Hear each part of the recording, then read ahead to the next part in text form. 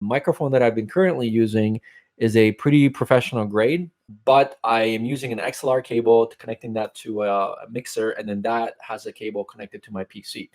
A lot of workaround to try and get this thing working. So I wanted something for my new studio that I could, two mics actually, that's why I got both of these, that I could basically just plug in my USB and have it work on my laptop or my desktop. And this company accomplishes that. Today's video is going to be about microphones. So this is the Au-Pm421 by Maono, and then this one is the Maono Au-Pm401. Now the reason I keep coming in and out is simply because this is a cardioid microphone and I need to be speaking right here. So let's just go through what these look like, and then I'm going to switch the feed from this one into this one, and hopefully you guys will still hear me and it won't cut out. First of all, this company has been around for a while. I've reviewed, I think, 1 or 2 products, maybe a couple of years ago. But I needed to get a new microphone set up because the microphone that I've been currently using is a pretty professional grade, but I am using an XLR cable to connecting that to a mixer, and then that has a cable connected to my PC. A lot of workaround to try and get this thing working. So I wanted something for my new studio that I could, two mics actually, that's why I got both of these, that I could basically just plug in my USB and have it work on my laptop or my desktop. And this company accomplishes that. So essentially it's just a USB cable, and you plug this into your PC. This one also comes with a boom arm. Okay, so both of these kits have a boom arm. So this is a 2-axis, and there's a lot of rotational knobs here on the shock mount that you can basically flip it upside down or whatever, what have you.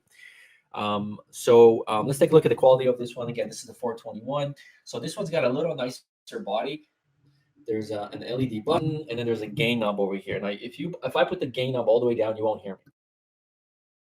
So you probably want to have it about halfway up. Essentially, the gain knob is if I'm far away, I can crank this up and you'll still hear me.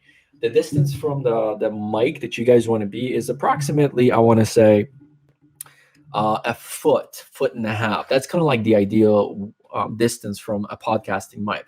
It also comes with a pop filter. So again, if you're doing ASMR stuff, let me just get close to this. Hi guys. So you may be hearing the fan behind me, but I kind of doubt it. That's kind of content you want to produce, then these mics are also good for it. And then let's look at this one. Okay, so we're at this point. I'm going to unplug this one, and I'm going to unplug this one. Okay. So we'll just go into my control panel because both of them are actually hooked up. And now we are going to go click on the Maono 401, and we're going to set it as default device. And boom, we should be talking now through this one. The kit is identical, so you have the same boom arm setting with a 2-axis. By the way, you also get cable ties, so your USB cable doesn't fly around. You also get the same pop filter. Hey guys. Anyway, so this is sort of like what the audio quality is from this one. This is the 401. Again, I'm just going to show you the box. This is the box. You can definitely tell the difference in weight. And the specs on this versus this one are, this one's max scale is 120, whereas this one is 125. Why am I even leaning into it? I don't really have to.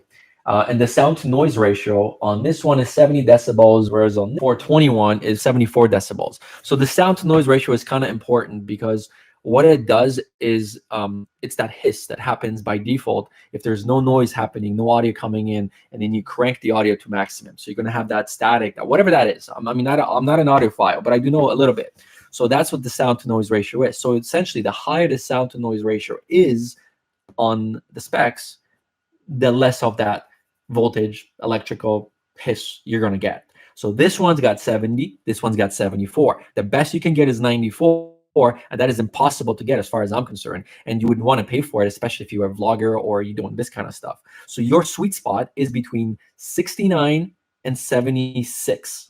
Okay, so if you can capture SN ratio between those two and you don't have a lot of external noises to worry about, you're good to go. Okay, so again, 74, 70.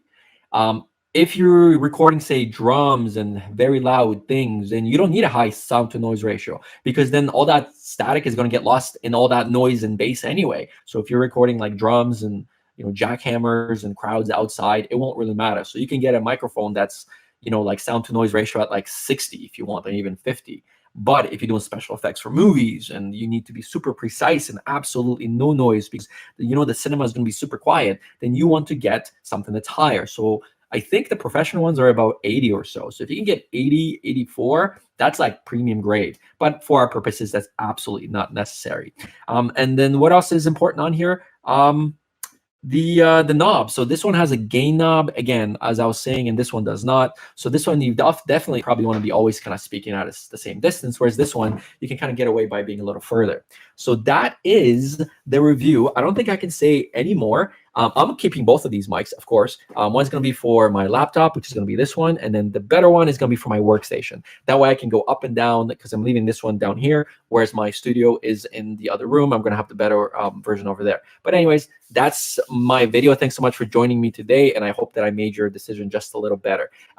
Before I go, is this microphone better than the Yeti and all the other ones? I'm not going to go and compare those. All I can say is that if you want a very easy microphone, workable microphone that is just plug and play and works with laptops, you can move it around, then this is probably it. So anyways, that's the video. Thank you so much for joining me. I will see you guys on the next video. Bye-bye.